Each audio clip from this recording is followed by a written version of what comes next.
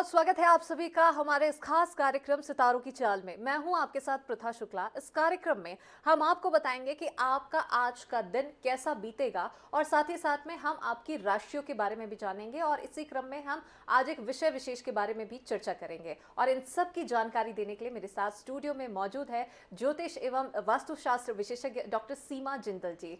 सीमा जी, स्वागत है आपका। सभी दर्शकों को मेरा प्यार भरा नमस्कार, सुप्रभात।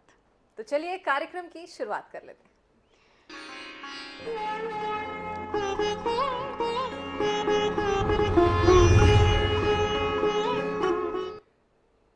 तो जैसे कि हमने आपको बताया कि आज के इस कार्यक्रम में हम आपकी राशियों के बारे में भी जानेंगे और विषय विशेष के बारे में भी हम चर्चा करेंगे, लेकिन उससे पहले जान लेते हैं कि आज पंचांग क्या कुछ कहता है, क्या कुछ ग्रह नक्षत्र के योग बन रहे हैं। सीमा जी। तो आज का पंचांग कुछ इस तरीके से है। आज 5 जुलाई 2022, शुभ संवत 2079 और शक संवत 1944, सूर्य उत्तरायण का। आज आषाढ़ मास की शुक्ल पक्ष की षष्ठी तिथि जो कि शाम को 7:29 तक रहेगी। दिन मंगलवार है। पूर्वा फाल्गुनी नक्षत्र सुबह 10:30 बजे तक रहेगा। चंद्रमा आज सिंह राशि में है और आज का राहु काल दोपहर 3:28 से 5:08 तक रहेगा। चलिए, बिल्कुल। तो ये तो बात हुई पंचांग की कि क्या कुछ और कैसे योग बन रहे हैं, क्या समय है इनका, ये सभी हमने आपसे जान लिया है। अब विषय की ओर रुख करते हैं सीमा जी, जान लेते हैं आज के विषय के बारे में। तो आज हम बात करेंगे स्कंद षष्ठी के बारे में। चूंकि आषाढ़ शुक्ल पक्ष की षष्ठी तिथि है तो हम स्कंद षष्ठी जो कि स्कंद भगवान की है उनके बारे में बातचीत करेंगे। तो जो स्कंद षष्ठी, वैसे तो षष्ठी तिथि जो है वो स्कंद भगवान को ही समर्पित है और स्कंद भगवान को अलग अलग नामों से जाना जाता है, जैसे मुरुगन, कुमार, कार्तिकेय, सुब्रमण्यम। तो ये जो भगवान हैं ये शिव और पार्वती के सबसे बड़े पुत्र हैं और भगवान गणेश के बड़े भाई हैं। तो षष्ठी तिथि के बारे में मान्यता है कि षष्ठी तिथि किस दिन मान्य है और किस दिन अच्छा व्रत होता है इसका। तो धर्म सिंधु ग्रंथ में ऐसा बताया गया है कि जिस दिन पंचमी और षष्ठी का संयोग हो वो दिन व्रत के लिए और भी ज्यादा उत्तम होता है। तो ये संयोग किस तरीके से हो सकता है? सूर्योदय से सूर्यास्त के बीच में अगर पंचमी तिथि का समापन हो और षष्ठी तिथि उदित हो रही हो तो ये दिन जो है व्रत करने के लिए बहुत ही शुभ होता है। तो इस दिन हमें व्रत करना चाहिए। स्कंद पुराण में ऐसा कहा गया है कि अगर संतान प्राप्ति में बाधा हो या फिर संतान किसी कष्ट में हो तो इस व्रत को करने से उनके कष्टों की निवृत्ति होती है। और हमने कथाओं में ये भी पढ़ा है कि च्यवन ऋषि, उनकी आंखें चली गई थी, नेत्र की ज्योति चली गई थी, तो इस व्रत के प्रभाव से उन्हें अपनी आंखों की रोशनी वापस मिली। कुछ और भी ग्रंथों में इसका वर्णन है, जैसे कि ब्रह्म वैवर्त पुराण में ऐसा कहा गया है कि प्रियव्रत के पुत्र की सांसें चली गई थी तो इस व्रत के प्रभाव से उन्हें अपने पुत्र, उनका पुत्र वापस मिला, उनके सांसें लौट आई। और काफ़ी सारी कहानियाँ स्कंद भगवान के बारे में भी है कि उनका नाम कार्तिकेय क्यों पड़ा, क्योंकि कृतिका 6 कृतिकाओं ने उनका पालन पोषण किया था, उन्हें दुग्धपान कराया था, इसलिए उनका नाम कार्तिकेय पड़ा। और 6 कृतिकाओं के कारण उनके 6 मुख हैं। तो इस तरह ये कार्तिकेय भगवान के बारे में पूरी जानकारी है। और षष्ठी व्रत क्यों करना चाहिए, ये विधान है, कैसे करना चाहिए, पूजा में किन किन चीज़ों की स्थापना होनी चाहिए, क्या क्या सामान होना चाहिए, वो भी हम आपको बता दें कि शालिग्राम का विग्रह हम रख सकते हैं, तुलसी चौरा रखना चाहिए, कार्तिकेय जी की एक फोटो हो और कलश हो, आसन हो, नए वस्त्र हो, रोली मोली चावल, अक्षत, अबीर, गुलाल, फल, दूध, पंचमेवा। फल में हम ऋतुफल जैसे कि केला हम ले सकते हैं, केला तो जैसे हर मौसम में ही अवेलेबल होता है। तो ये सब सामग्री होनी चाहिए। शिव और पार्वती के स्नान से इस व्रत की इस पूजा की शुरुआत होगी।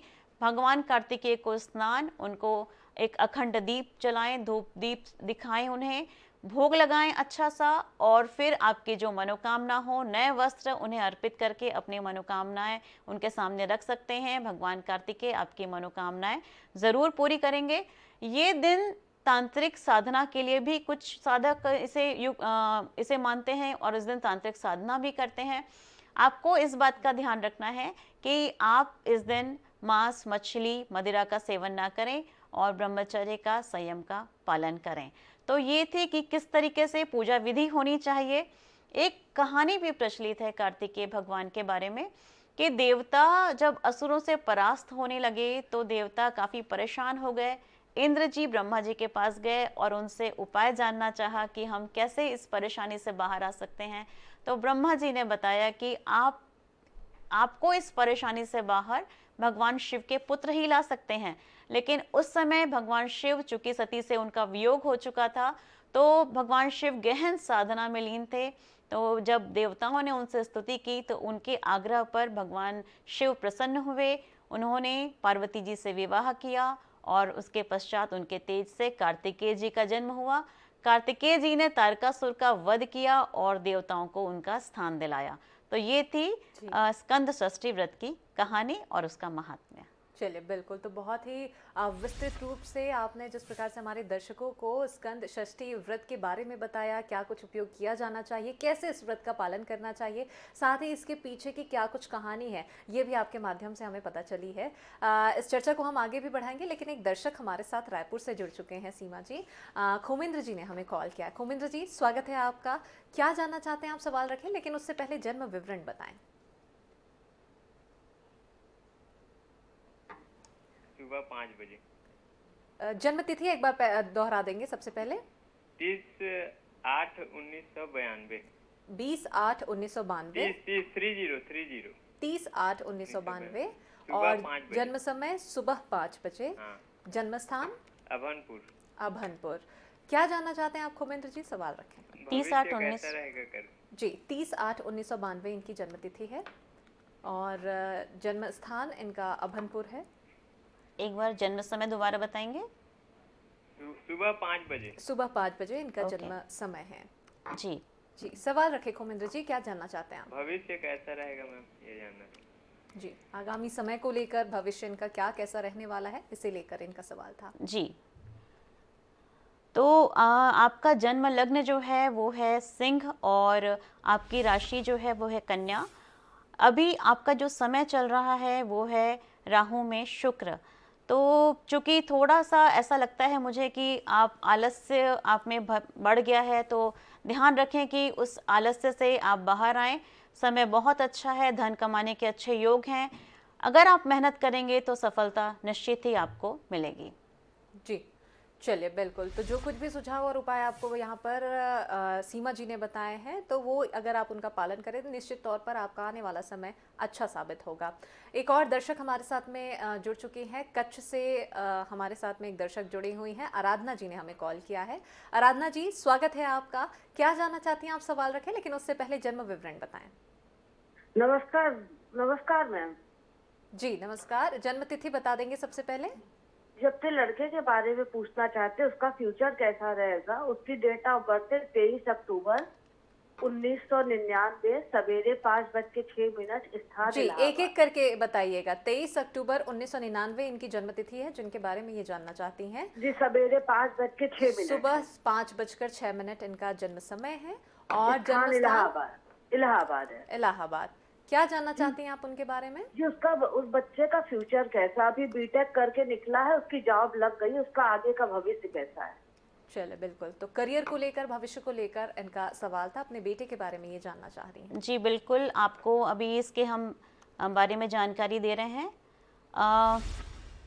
इनका जन्म लग्न है तुला और इनकी राशि जो है वो है मीन राशि है और समय तो इनका अच्छा चल रहा है।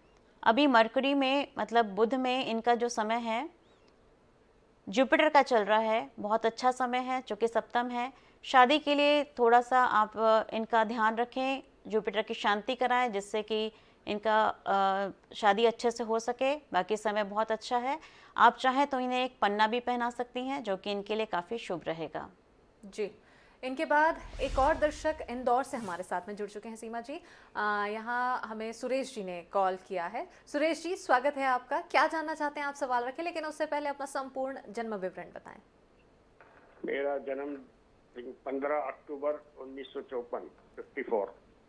15 अक्टूबर 1954 और जन्म समय 1:25 दिन में। दोपहर में 1:25। और जन्म 35 35 135 मिनट जी। और जन्म स्थान इंदौर। इंदौर।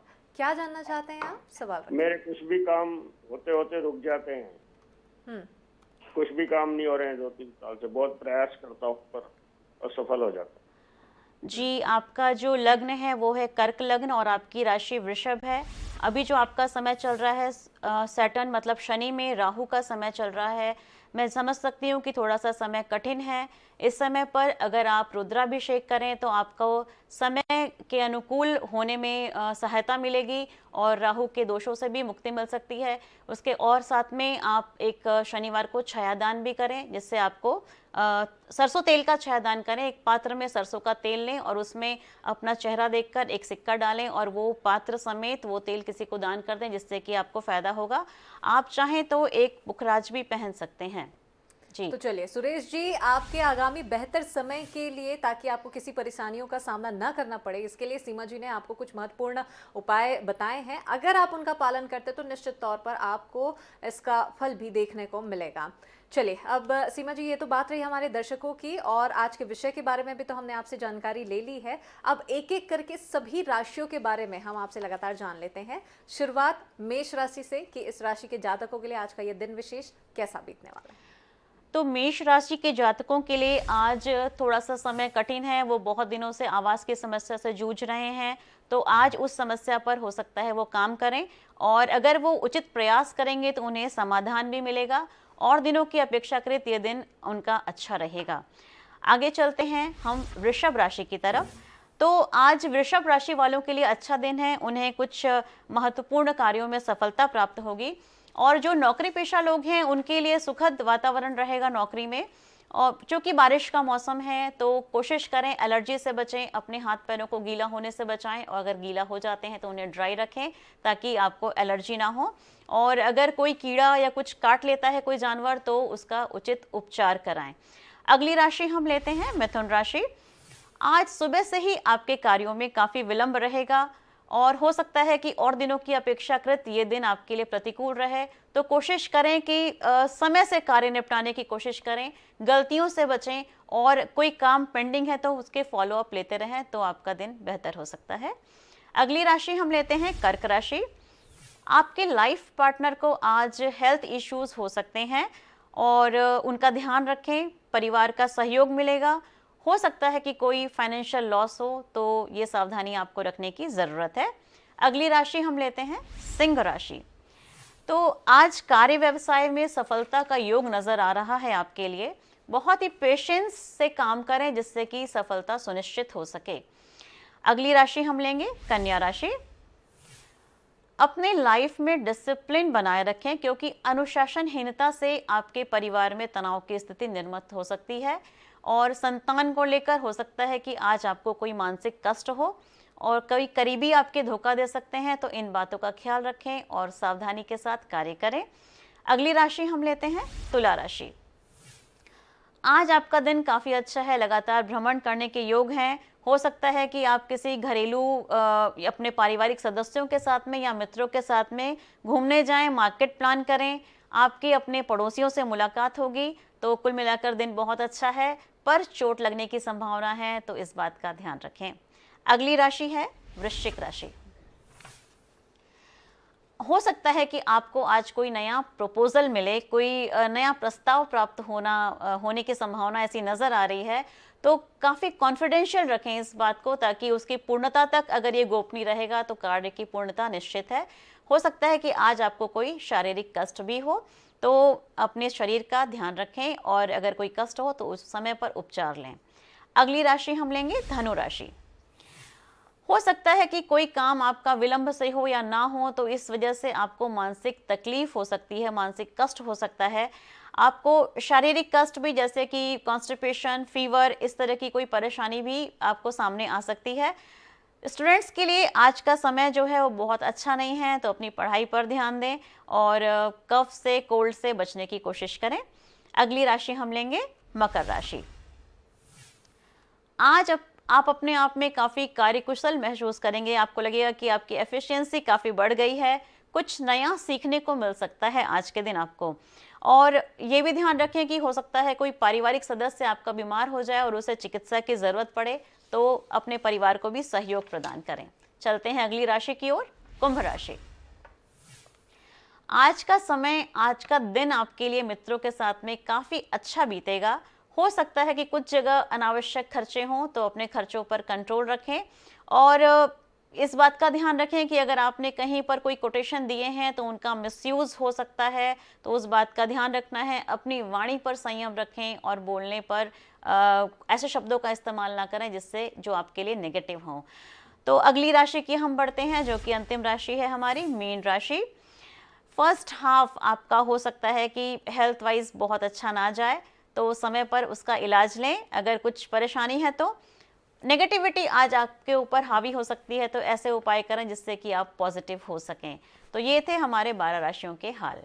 चलिए बिल्कुल, तो एक एक करके हमने बहुत विस्तृत रूप से सीमा जी से राशियों के बारे में जान लिया है कि आज सभी राशि के जातकों के लिए ये दिन विशेष कैसा बीतने वाला है। साथ ही साथ में आज हमने विषय के बारे में भी जाना है। सीमा जी, बहुत शुक्रिया आपका कि आप हमारे साथ स्टूडियो में जुड़ी और हमारे दर्शकों को आपने इतनी सारी जानकारियाँ दी, जो कॉलर्स जुड़े उनकी समस्या का समाधान किया और राशियों के बारे में बताया। सभी दर्शकों को बहुत बहुत प्यार और आभार, धन्यवाद।